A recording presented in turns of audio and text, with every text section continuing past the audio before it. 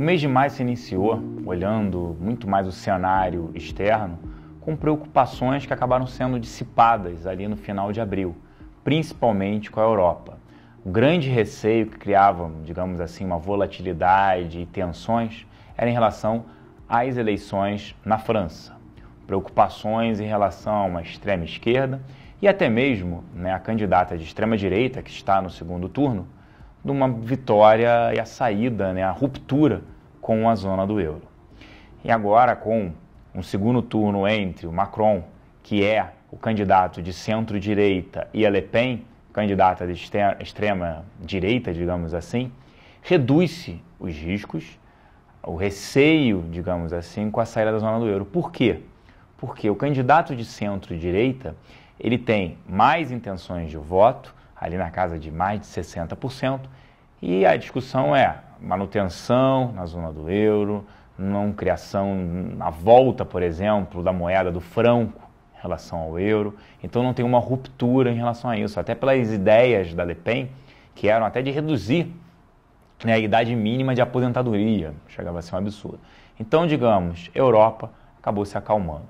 As tensões ainda no fronte externo permanecem em relação a um possível, digamos assim, embate entre Coreia do Norte e Estados Unidos.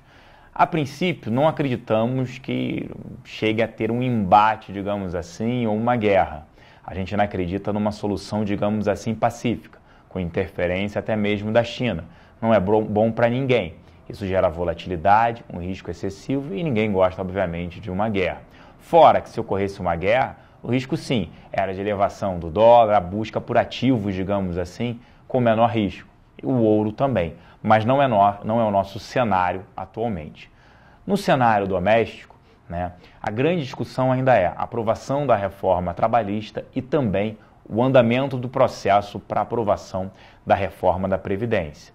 A discussão e aprovação final, principalmente da reforma da Previdência, só deve acontecer no segundo semestre desse ano, lá para setembro, é o que o nosso analista político acredita. Mas nós temos uma discussão já para maio que é, trazendo para curto prazo, uma redução maior no ritmo de queda dos juros pelo Banco Central. A discussão é, será que o Banco Central já vai reduzir no final do mês, início de junho, final de maio, início de junho, a Selic em 1,25 a 1,5 pontos percentuais de queda, indo ali para um dígito, a taxa de juros?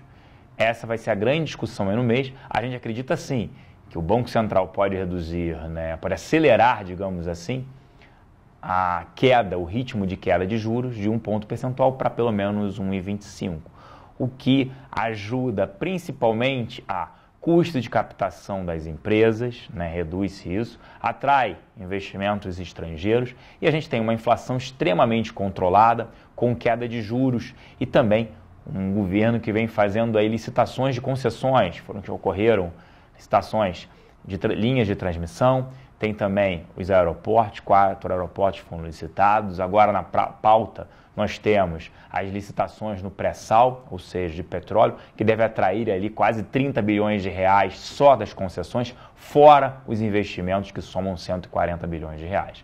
Dito isto, nós estamos sim otimistas com um cenário para renda variável, por conta da menor custo de captação das empresas, o país voltando a crescer, principalmente olhando o segundo semestre e ano que vem, um cenário ali mais para longo prazo, olhando o ano que vem as eleições, de uma transição política muito maior de um candidato entre centro e centro-direita, direita, vencendo as eleições, mantendo o ajuste fiscal, um cenário aí de crescimento para o Brasil.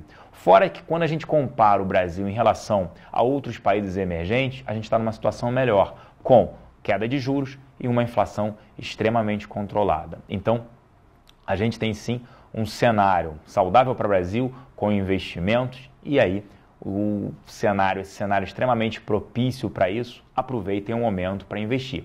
O que está acontecendo e vai acontecer aí nos próximos meses e anos, é o que a gente espera, que com uma taxa de juros menor e também com uma inflação menor, e aí juros reais menores, o investidor terá que buscar um maior risco para obter maiores retornos. E aí essa migração de títulos públicos até mesmo para fundos multimercados e ações. O que vai acontecer, por exemplo, fundos de pensão, onde a meta atuarial é de 6%. Se a gente tem uma queda de juros, um juros real atingindo 4%, 4,5%, a busca por ativos de maior risco, mas consequentemente buscando maior retorno. E aí segue assim o nosso otimismo para bolsa, né, e também diversas aplicações, no caso aí fundos multimercados, que historicamente geram um retorno, né, bem acima da taxa de juros, principalmente em momentos de queda de juros. Tá ok? Fica essa dica que renda variável para quem tem um perfil agressivo, para quem tem um perfil moderado também fundos multimercados e obviamente para um perfil ainda conservador, ainda tem Tesouro, CDBs e próprias NTNBs para investimento. Mas o momento segue altamente propício para investir no Brasil. Um grande abraço e até a próxima.